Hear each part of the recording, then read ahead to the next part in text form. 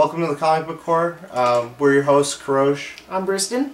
And we're going to be going over a few comic books today. We're going to start off with Siege. Then we're going to go straight into Amazing Spider-Man. And then we're going to do a flash round of a few other issues we picked up this week. Briston, you want to start off first? Yeah, I'm going to start with Siege. So many of you who've been collecting on Marvel can be introduced to Siege so far. This is a 3 of 4. Let me just briefly glaze over what's going on, just a premise. Norman Osborn is with Loki right now, and they're finally setting their motion into invading Asgard. Asgard's in Oklahoma, by the way, just for those guys that have been following.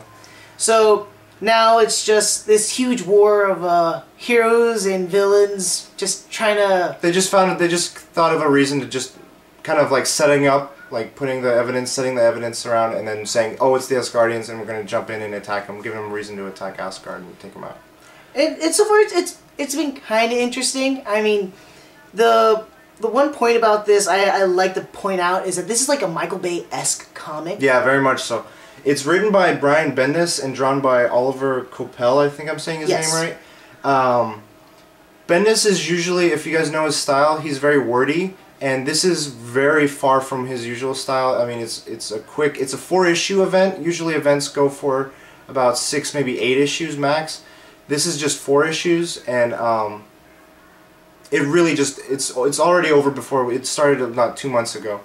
And he really keeps you can see his style still there. He has some wordy moments at times, but it's really just action, action, action, and just whizzes by. Well, there's a negative point to that though. I mean, for action, the action wasn't all action. I mean, the best way to put this, it felt like Transformers, you know, the Michael Bay Transformers. Yeah, it was a lot like Transformers. There's a lot of this dialogue, and it's usually dialogue about, like, status updates, and it didn't really coincide with the action. Like, we get the action, and it's, like, proportional action. It's, like, good action, but we're left wanting more.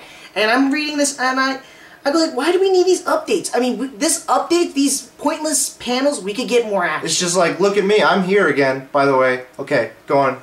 Look at me, oh, don't forget about me. And the moments that you get aren't really the action you do get is not really, it is related to the story, but it doesn't emphasize the story. It doesn't progress the story any further. It's just there for the big splash pages, or there for to show off the art. Yeah, as much as it's an event, though, I mean, it's nothing really important. There's no real story here other than it's not very story changing the status quo. I mean, it's not like Secret Invasion where there's like maybe some story. This is just like, oh, this is happening. Something's gonna change, and that's what it's gonna be like in the future for Marvel. It's really just an ends to a means to get them from the current status quo of Marvel to the next step that they want to take all their titles in. So if you're going into Marvel right now, you're really interested in what's going on with the whole line. This is probably something you'd be interested in. Otherwise, if you don't really care about the whole like Marvel thing and you just care about 1 or 2 characters, this isn't really your thing. Out of it all, though, I'm gonna rate this a 3 out of 5. I mean, it's a solid. If you've already got the other 2, you might as well pick this up. If not, and if you're interested, I say check it out. I mean, there's some really interesting action scenes or like action panels.